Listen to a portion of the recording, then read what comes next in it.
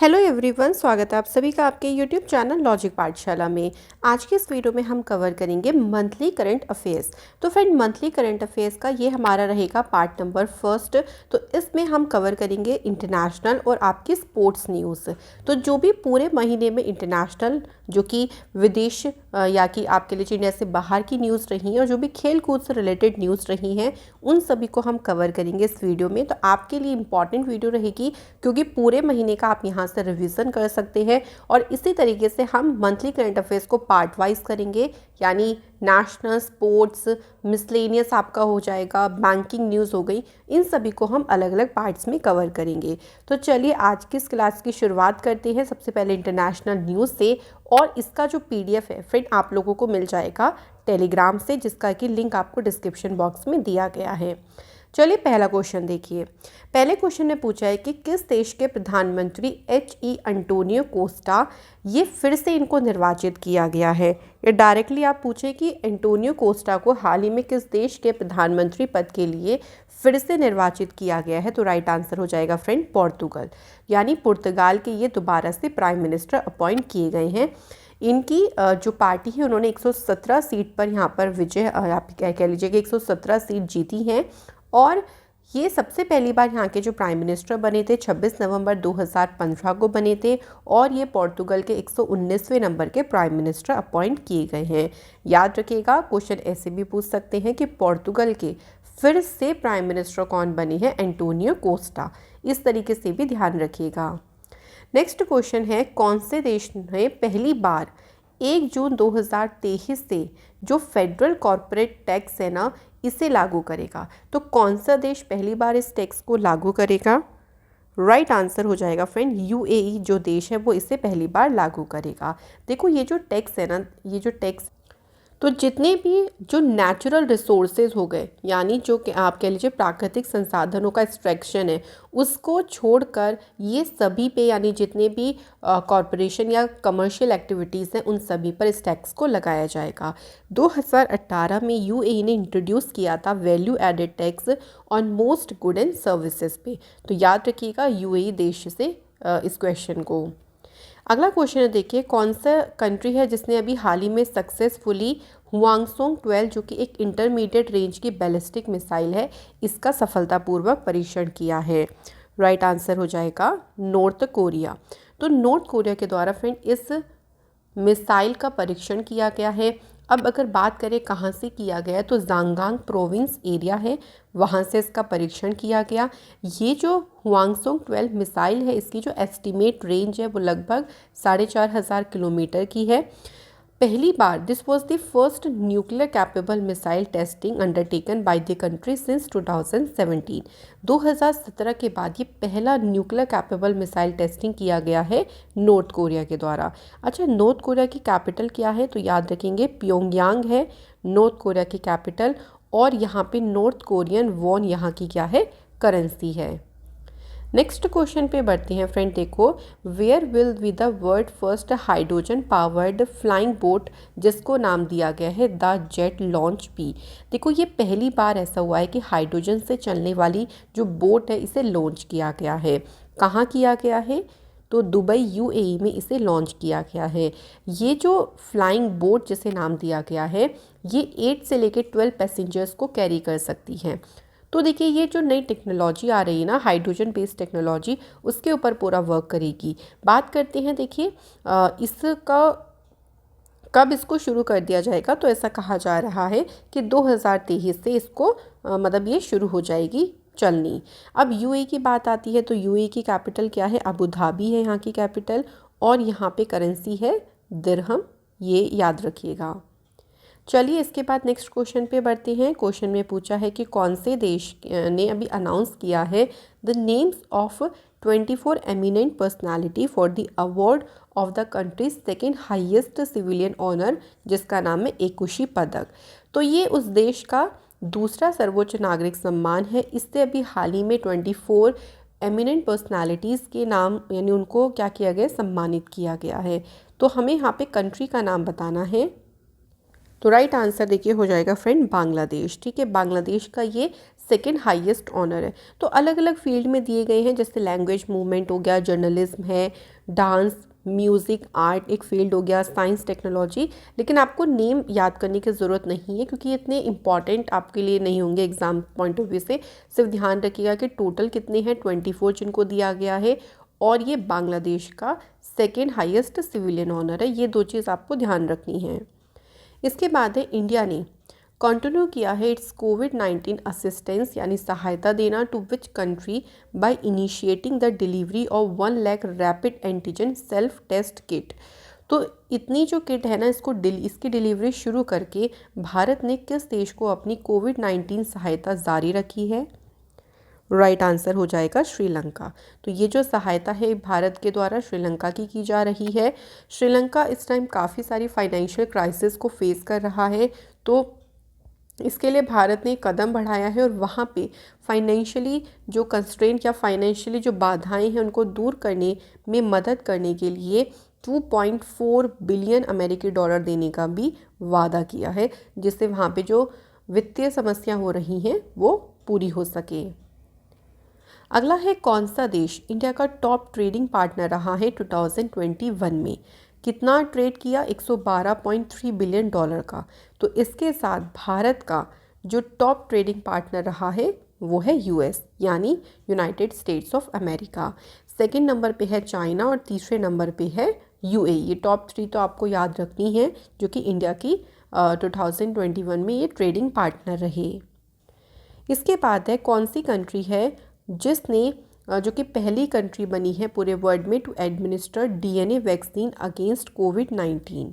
तो कोविड-19 के खिलाफ डीएनए वैक्सीन लगाने वाला दुनिया का पहला देश बन गया है इंडिया।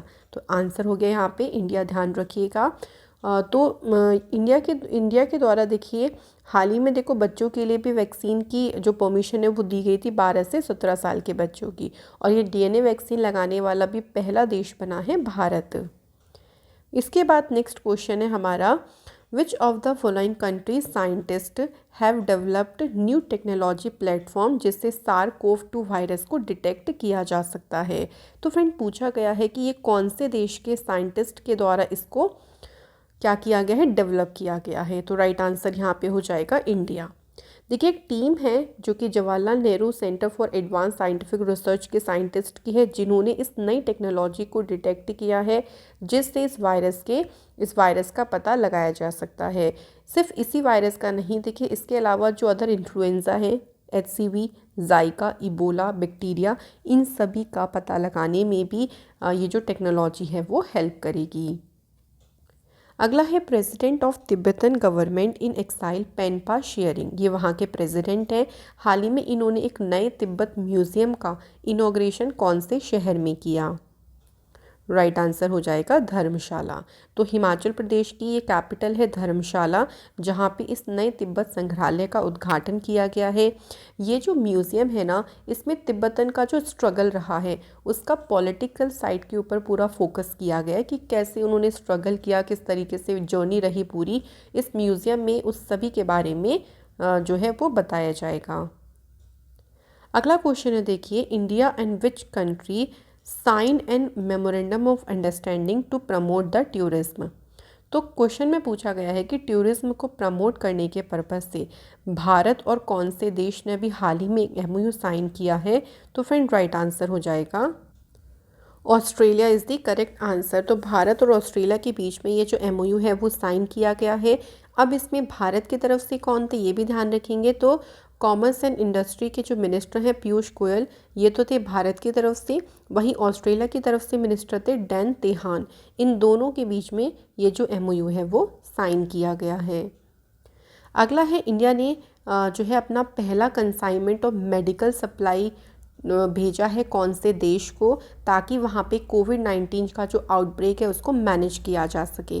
तो ये जो पहली खेप है ना, ये भेजी गई है इंडिया के द्वारा किरीबाती को।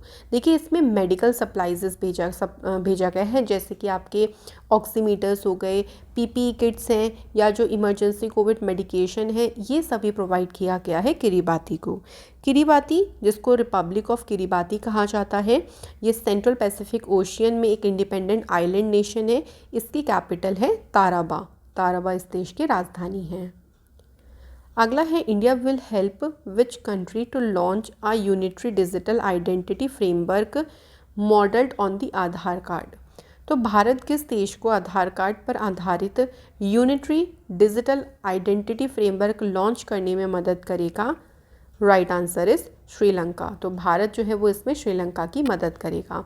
इसके तहत देखो क्या होगा कि जो पर्सन है ना उसकी आइडेंटिटी वेरिफिकेशन बायोमेट्रिक हो जाएगी। ठीक है, जैसे अभी हम फिजिकली आइडेंटिफिकेशन करते हैं तो वो सारी चीज़ें बायोमेट्रिक के अकॉर्डिंग आधार पर पूरी तरीके से हो पाएगी। तो इसी में भारत जो है वो श्रीलंका की मदद करेगा।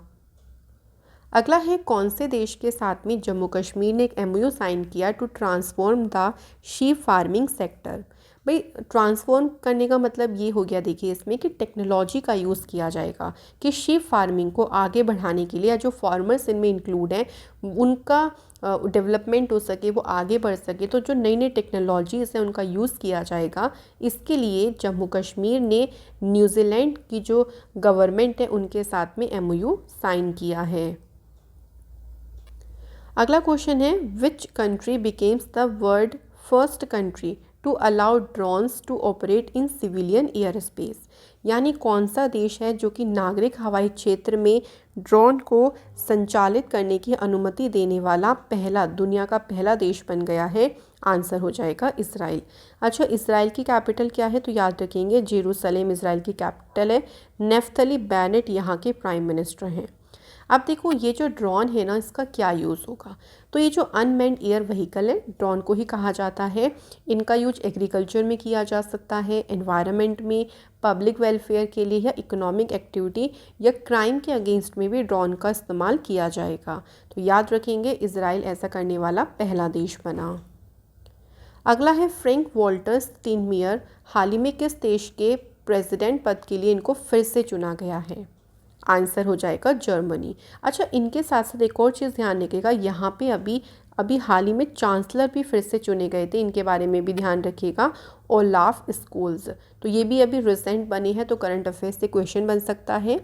बात करते हैं फ्रैंक वॉल्टर स्टाइनमायर की। तो 2017 में यहाँ के पहली बार प्रेसिडेंट बने थे। इससे पहले यहाँ के फॉरेन मिनिस्टर भी रह चुके हैं, एज वेल एज जर्मनी के वाइस चांसलर भी ये रह चुके हैं 2007 से 2009 तक। और अब कौन से पद पे हैं? प्रेसिडेंट पद पे हैं। इसके बाद है prime minister of which country invoked the emergency act for the first time in 50 years. भाई 50 वर्षों में पहली बार किस देश के प्रधानमंत्री ने आपातकालीन अधिनियम को लागू किया है? आंसर हो जाएगा फ्रेंड यहाँ पे कनाडा। और कनाडा के प्राइम मिनिस्टर का नाम क्या है? तो यहाँ याद रखिएगा जस्टिन ट्रूडेau। अच्छा, ऐसा क्यों किया गया है?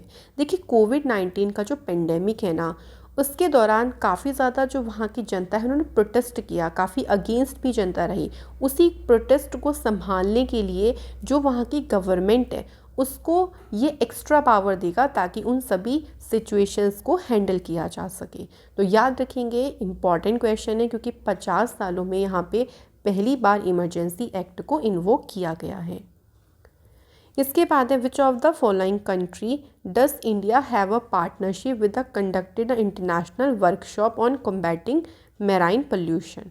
तो देखिए जो मैराइन पोल्यूशन यानी जो समुद्री प्रदूषण है इसका मुकाबला करने के लिए एक इंटरनेशनल वर्कशॉप का आयोजन किया जा रहा है। तो इसके लिए भारत, ऑस्ट्रेलिया और सिंगापुर के साथ भारत ने क्या की है? पार्टनरशिप करी है। तो इसमें देखिए इसी पे ध्यान दिया जाएगा कि कैसे हम जो मैराइन पोल्यूशन है उसको रोक सकें, कैसे उसको एकदम कम कर सकें। तो इसी के ऊपर पूरा इसमें फोकस किया गया।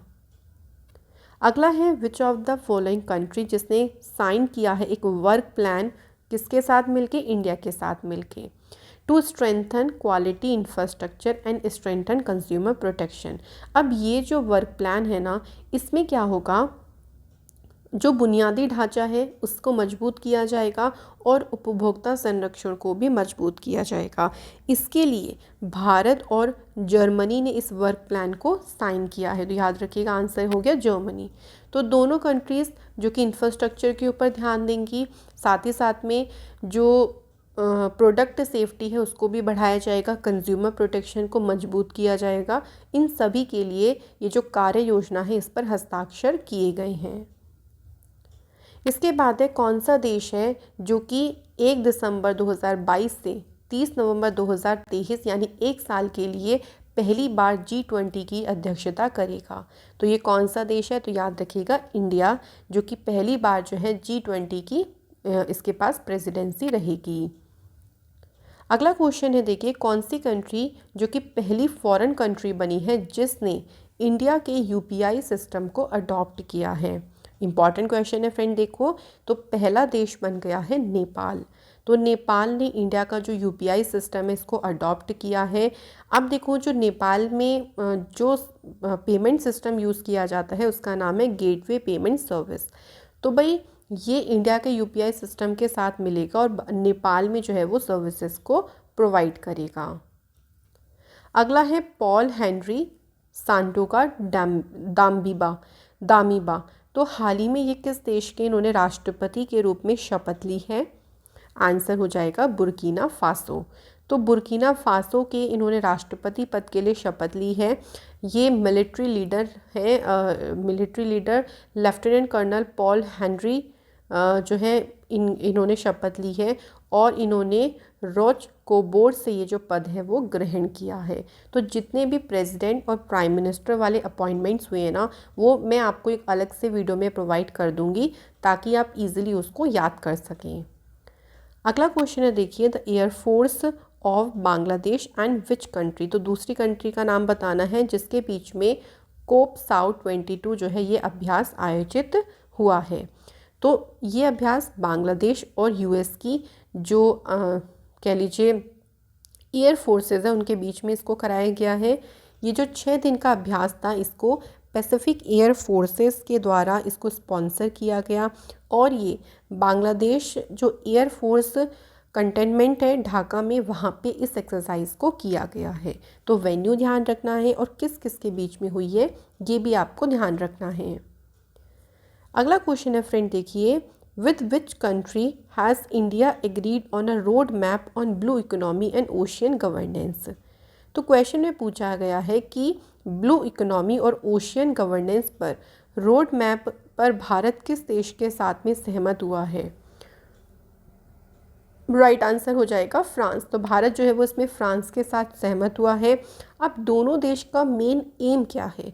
तो दोनों देशों का एम ये है कि जो ओशियन कंजर्वेशन यानी महासागर संरक्षण और वैज्ञानिक ज्ञान में योगदान करना और ये सुनिश्चित करना कि कानून के शासन के आधार पर महासागर जो है एक तरीके से क्या हो सके, एक स्पेस ऑफ फ्रीडम रहे, ट्रेड बेस्ड रहे यानी व्यापार का स्थान बना रहे कि आसानी से हम ट्रेड वगैरह कर सके, इस तरफ ये सुनिश्चित करना है। तो इसी के लिए ही ये जो आप कह लीजिए रोड मैप है ब्लू इकोनॉमी और ओशन गवर्नेंस, तो इसके लिए इंडिया और फ्रांस इस पे सहमत हुआ है। ये एग्रीमेंट कब हुआ? जब एक्सटर्नल अफेयर मिनिस्टर जो एस जयशंकर हैं वो 3 दिन के विजिट पर गए थे फ्रांस में। अगला है लोकसभा स्पीकर ओम बिरला, ये किस देश की पार्लियामेंट्री डेलीगेशन को लीड कर रही हैं? आंसर हो जाएगा यहाँ पे UAE is the correct answer. अगला क्वेश्चन है, देखिए the Indian air force and royal air force of which country, जिसने ऑर्गेनाइज किया है एक बायलेटरल एयर एक्सरसाइज जिसका नाम है ईस्टर्न ब्रिज 6। तो इसका जो आयोजन है वो इंडिया की एयरफोर्स और ओमान की एयरफोर्स के बीच में किया गया है। बात करते हैं कहाँ पे हुआ है, तो एयरफोर्स स्टेशन जोधपुर में जो कि राजस्थान में है वहाँ पे इसका आयोजन किया गया और इसका जो ये एडिशन है वो इसका 6th एडिशन है। ये जो अभ्यास है दोनों देशों के बीच में जो ऑपरेशनल कैपेबिलिटी है उसको बढ़ाने के लिए और इंट्रोपरेबिलिटी को भी इंक्रीज़ करने के लिए यह अभ्यास किया गया है। तो किस किस के बीच में हुआ है? इंडिया और ओमान के बीच में, और इसका नाम क्या है? ईस्टर्न ब्रिज 6 इसका नाम है क्योंकि 6 इसका एडिशन है। अगला क्वेश्चन है, कौन सी कंट्री ने सी डोम जो सिस्टम है इसका सफलतापूर्वक परीक्षण किया? जो ये सी डोम सिस्टम है ना, ये आयरन डोम का ही एक नेवल वर्जन है। तो इसका जो परीक्षण है वो इजराइल के द्वारा किया गया है। देखो सी डोम क्या करेगा, इसका उपयोग ये आयरन डोम का नेवल वर्जन है। और आयरन डोम का यूज़ किस लिए करते थे कि जो रॉकेट अगर मान लीजिए कोई भी फायर होते हैं, उन सभी रॉकेट को शूट करने के लिए, मार गिराने के लिए इसका उपयोग किया जाता रहा है। और इसी का ही जो नेवल वर्जन है, तो इसको किसी ना किसी वॉरशिप के ऊपर इंस्टॉल किया जाएगा। तो इसराइल का जो लेटेस्ट जनरेशन का कॉर्वेट वॉरशिप है, उस पर सी डोम को इंस्टॉल किया जाएगा। याद रखिएगा, ये इंपॉर्टेंट क्वेश्चन है। अगले क्वेश्चन की तरफ बढ़ते हैं। तो देखिए, निम्न में से किस देश में भारत की जो वायुसेना है वो पार्टिसिपेट करेगी मल्टी नेशन एयर एक्सरसाइज, जिसका नाम है एक्स कोबरा वॉरियर 2022। तो ये जो अभ्यास है, यहाँ बताना है कि ये किस देश में होगा। तो फ्रेंड, राइट आंसर देखिए यहाँ पे हो जाएगा यूके। तो एक मैं आपको एक इम्पॉर्टेंट बात ये भी बताना चाहूँगी कि यूके में तो देखिए ये होने वाला था, लेकिन भारत ने इसमें पार्टिसिपेट करने से अब मना कर दिया है, क्योंकि यूक्रेन में जो चल रहा है उस चीज़ को ध्यान में रखते हुए भारत का जो इसमें एयरफोर्स का एयरक्राफ्ट जाने वाला था वो था तेजस। और इसका वेन्यू यूके में यूके में होगा 6 टू लेकर 27 मार्च 2022 तक। इसके बाद देखिए, कौन से शहर में म्यूज़ियम ऑफ फ्यूचर को ओपन किया गया, जो कि दुनिया की सबसे ब्यूटीफुल बिल्डिंग है। आप देख सकते हैं इस तरीके की बिल्डिंग है, और इस पे जो है ये लैंग्वेज, मतलब ये पहली ऐसी बिल्डिंग है जिसपे जो आप कह लीजिए लेटर्स वगैरह जो हैं ये लिखे गए हैं। और ये बिल्डिंग कहाँ पे इसको खोला गया है, तो इसे दुबई में बनाया गया है। ये 7 स्टोरी होलो सिल्वर एलिप्स है, और ये पूरा का पूरा डेकोरेट है अरबिक कैलीग्राफी कोड के साथ में।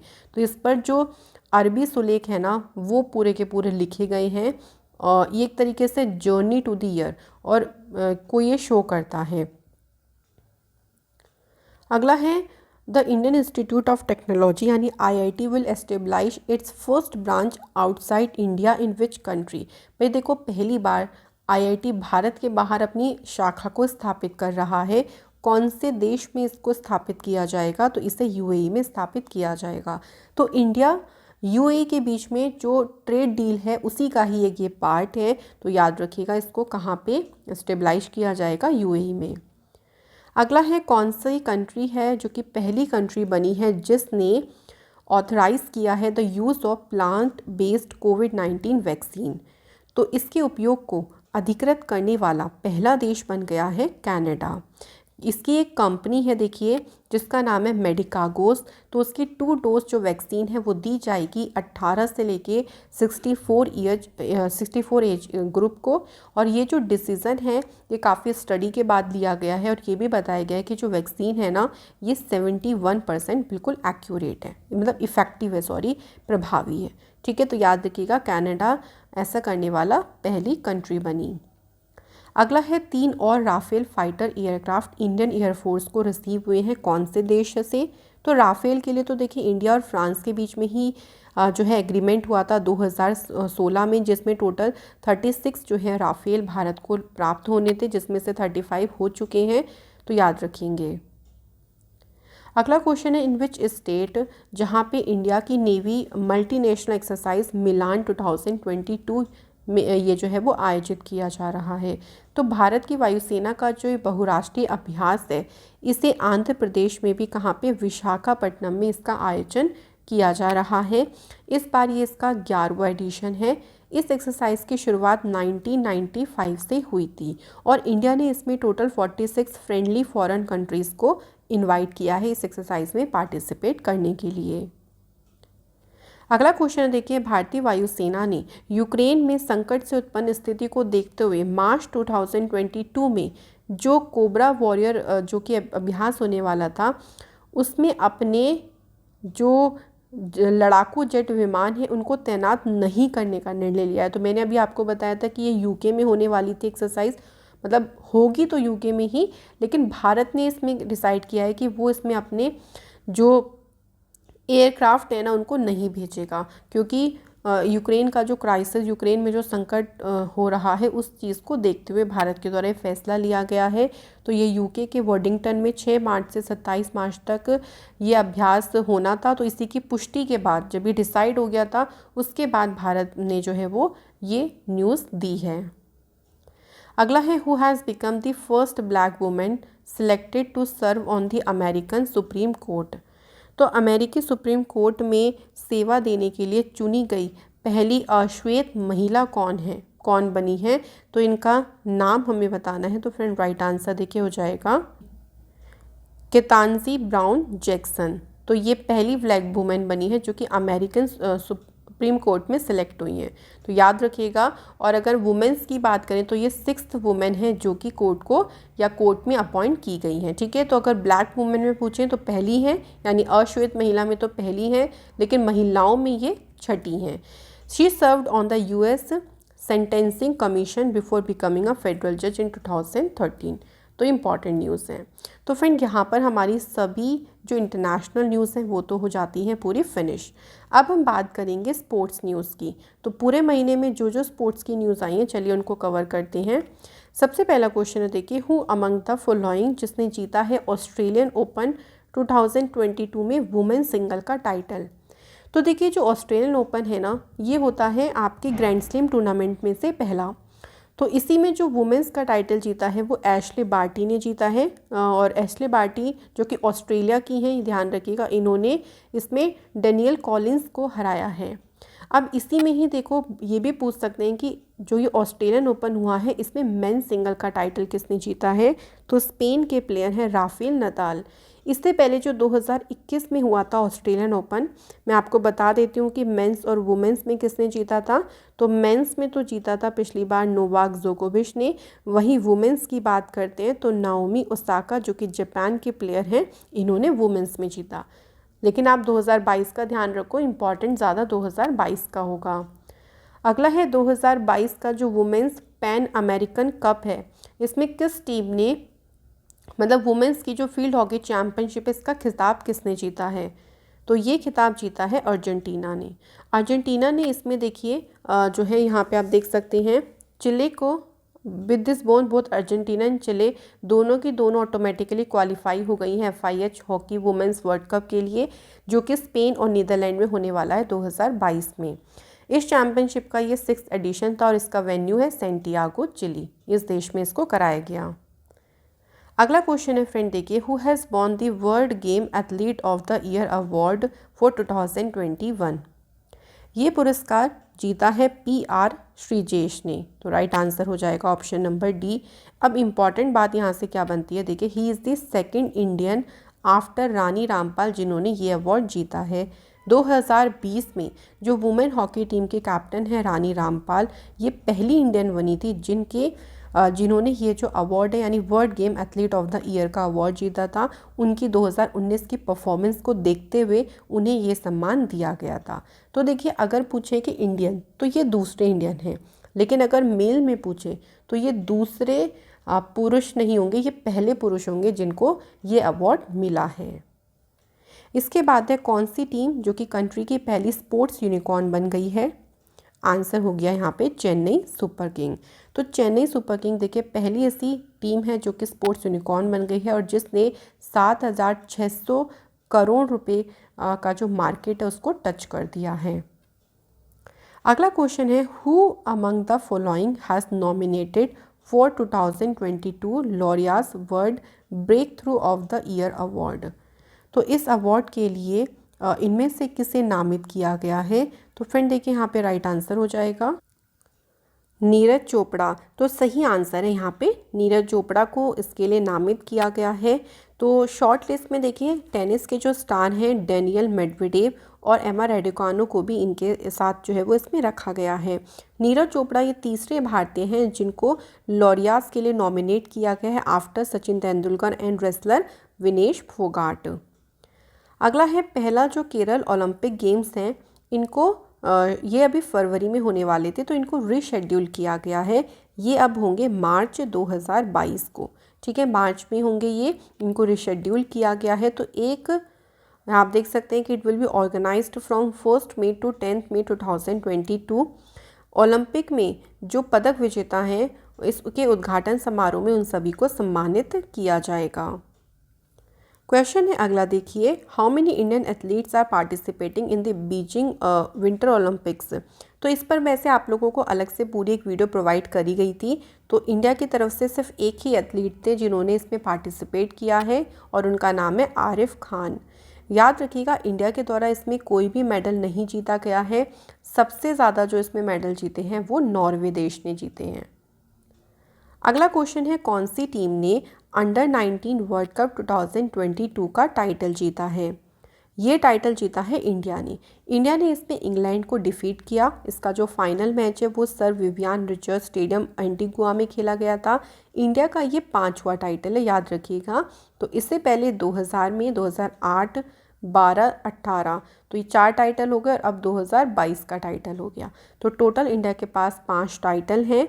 इसमें देखिए जो यश धुल हैं ये 5th इंडियन कैप्टन बनी हैं to win after Mohammad Khan, Mohammad Kaif, Virat Kohli, Unmukt Chand and Prithvi Shaw. तो उसके बाद 5वें इंडियन कैप्टन बन गए हैं यश धुल। अगला क्वेश्चन है, who has won the under 19 boys single title at the iron junior international series badminton tournament? ये टूर्नामेंट जिसमें बॉयज सिंगल का जो टाइटल है वो जीता है शंकर मुथुस्वामी सुब्रमण्यम के द्वारा। इसके बाद नेक्स्ट क्वेश्चन है, कौन सी कंट्री है जिसने साउथ कोरिया को हराकर AFC वुमेंस एशियन कप का टाइटल जीता? राइट आंसर हो जाएगा चाइना। तो देखिए चाइना का ये 9th टाइटल है सिंस द लास्ट चैम्पियनशिप 2006 में। उसके बाद ये 9वां टाइटल चाइना के द्वारा जीता गया है। पहली बार साउथ कोरियंस की वुमेंस फुटबॉल की टीम ने जो फाइनल है उसमें एंटर किया था। इसके बाद टाटा ओपन महाराष्ट्र का फाइनल जीतने के बाद एक साथ अपना 2nd ATP world tour title किसने जीता? Answer is Rohan Bopanna and Ramkumar Ramanathan. तो याद रखिएगा इन दोनों का नाम। इसके बाद है, which of the following African countries has won it's first African cup of Nations title? तो इनमें से किस अफ्रीकी देश ने अपना पहला अफ्रीकी कप ऑफ नेशन का खिताब जीता है? तो उसका नाम है सेनेगल। सेनेगल ने इसमें डिफीट किसे किया है? तो इसमें इजिप्ट को डिफीट किया है इन अ पेनल्टी शूटआउट में। और सेनेगल ने इससे पहले 2 फाइनल प्रीवियसली हारे हैं, ठीक है, लेकिन अब फाइनली पहली बार जो है वो इसमें इसको जीत मिली। अगला क्वेश्चन है, दुनिया की कौन सी क्रिकेट टीम है जो कि 1000वां वनडे इंटरनेशनल क्रिकेट मैच खेलने वाली पहली टीम बन गई है? तो आंसर हो जाएगा इंडिया। तो इंडिया ने 1000 जो है वनडे इंटरनेशनल क्रिकेट मैच खेल लिए हैं और इसमें से इंडिया के पास 519 इसमें जीते हैं भारत ने। सेकंड नंबर पे है ऑस्ट्रेलिया जिसने टोटल अभी तक 958 जो ODI मैचेस हैं उनको खेल लिया है। इसके बाद देखिए BCCI के द्वारा प्लान किया गया है वुमेंस IPL को लॉन्च करने का। तो क्वेश्चन में पूछा गया है कि किस वर्ष तक जो है इसे लॉन्च करने के बारे में घोषणा करी गई है? राइट आंसर हो जाएगा 2023। अगला है, what is the new name of Ahmedabad IPL team? तो फ्रेंड जो अहमदाबाद की IPL टीम है इसका नया नाम क्या है? तो राइट आंसर हो जाएगा गुजरात टाइटंस। अब देखिए गुजरात टाइटंस का नाम रखा गया, उसके जो कैप्टन हैं वो है हार्दिक पांडे को बनाया गया है। वहीं एक और टीम अभी नई ऐड हुई है लखनऊ, जिसने अपना नाम रखा है लखनऊ सुपर जियांट्स और इसमें जो कैप्टन बने हैं वो KL राहुल को बनाया गया है। अगला क्वेश्चन है, निम्न में से किस क्रिकेटर ने ESPN Cricinfo test batting award 2022 जीता है? तो किस क्रिकेटर को ये जो अवार्ड है वो दिया गया है? तो फ्रेंड राइट आंसर हो जाएगा ऋषभ पंत। तो ऋषभ पंत को देखिए टेस्ट बैटिंग में ये प्राइज़ मिला है। वहीं केन विलियमसन की बात करते हैं तो इनको कैप्टन ऑफ द ईयर का जो अवार्ड है वो दिया गया है। तो ये दोनों ध्यान रखिएगा, अगर इसी में कैप्टन ऑफ द ईयर पूछेंगे तो केन विलियमसन, वहीं टेस्ट बैटिंग प्राइज़ पूछें तो ऋषभ पंत। अगला क्वेश्चन है, in which state will the South Asian cross country championship and the 56th national cross country championship be held? तो ये जो चैम्पियनशिप है ना इसका आयोजन कहाँ किया जाएगा? तो फ्रेंड राइट आंसर हो जाएगा नागालैंड। अगला क्वेश्चन है, कौन सी टीम ने 15th CEC cup women's ice hockey championship को जीता है, जो कि चैम्पियनशिप कहाँ हुई? लेह में हुई। तो इस चैम्पियनशिप को जीता है खारू ने। याद रखिएगा तो खारू का जो मैच था ये लालोक के अगेंस्ट में हुआ था और इस चैम्पियनशिप में खारू की टीम ने विजय हासिल करी। इसके बाद है, कौन सी टीम ने 2021 का FIFA club world cup championship को जीता है? तो फ्रेंड बात करते हैं चैम्पियनशिप को किसके द्वारा जीता गया। राइट आंसर इस चेल्सी के द्वारा ये टाइटल जीता है और इसमें चेल्सी ने पहली बार फीफा क्लब का विश्व कप जीता है। फाइनल मैच जो था वो मोहम्मद बिन जायद स्टेडियम अबू धाबी में खेला गया। इसके बाद कौन सी टीम ने मेंस टाइटल जीता है सीनियर नेशनल वॉलीबॉल चैम्पियनशिप में? राइट आंसर हो जाएगा हरियाणा। और इसी चैम्पियनशिप में अगर हम वुमेंस कैटेगरी की बात करें तो केरल की टीम ने जीता। तो मेंस में हरियाणा ने और वुमेंस में केरल की टीम ने। ठीक है, याद रखिएगा दोनों। अगला क्वेश्चन है, China won how many medals at the 2022 winter Olympics?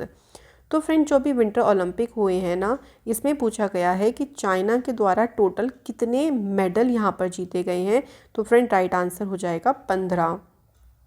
देख सकते हैं आप, चाइना ने 15 मेडल जीते हैं, जिसमें 9 गोल्ड हैं, 4 सिल्वर और 2 ब्रॉन्ज मेडल हैं।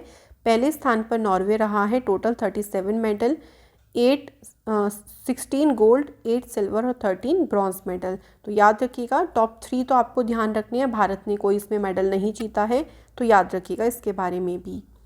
अगला क्वेश्चन है, who created history becomes youngest ATP 500 winner? तो ATP 500 विनर के अभी सबसे यंगेस्ट विनर बन के इन्होंने इतिहास रचा है। उनका नाम है कार्लोस एल्कराज। ये सिर्फ 18 ईयर की हैं और 18 ईयर में इन्होंने ये टाइटल जीता। अगला है, विश्व के नंबर 1 जो चेस चैंपियन है मैग्नस कार्लसन, इनको हराकर इतिहास किसने रचा है? तो रमेश बाबू प्रगनंद के द्वारा वर्ल्ड के number 1 chess player Magnus Carlsen को हराया गया। तो याद रखिएगा, बहुत ही इंपॉर्टेंट क्वेश्चन है, पूछा जाएगा, ज़रूर ध्यान रखेंगे। इसके बाद देखिए, सिंगापुर इंटरनेशनल में जो वेट लिफ्टिंग चैम्पियनशिप है, इसमें अभी हाल ही में गोल्ड मेडल किसने जीता? राइट आंसर हो जाएगा मीराबाई चानू। तो ये जो बिन है ना, ये जो मीराबाई चानू ने जीत हासिल करी, तो बर्मिंघम में तो 2022 में कॉमनवेल्थ गेम होंगे, उसमें एक स्लॉट सिक्योर करने में उनको मदद दी जाएगी। उन्होंने compete किया है एक नई वेट कैटेगरी 55 किलोग्राम में प्रतिस्पर्धा करते हुए मीराबाई चानू ने कुल 191 kg स्नैच किया है, 81 kg, और क्लीन एंड जर्क में 105 kg उठाकर इन्होंने गोल्ड मेडल जीता है। नेक्स्ट हमारा क्वेश्चन है, कौन सी सिटी है जिसको चूज़ किया गया है union of European football association के द्वारा as a replacement of Saint Petersburg for championship league? तो पहले जो चैम्पियनशिप है फ्रेंड, ये कहाँ होने वाली थी? सेंट पीटर्सबर्ग में होने वाली थी, बट अब इसके लिए पेरिस को चुना गया है। तो ये फैसला जो union of European football association है उनके द्वारा लिया गया है। तो फ्रेंड यहाँ पर हमारी सारी की सारी न्यूज़ ख़त्म होती हैं। तो हमने पूरे महीने की जो इंटरनेशनल है और जो स्पोर्ट्स हैं उनको कवर कर लिया है। इसी तरीके से हम इसे आगे कंटिन्यू करेंगे नेक्स्ट वीडियो में। Thank you so much for watching this video.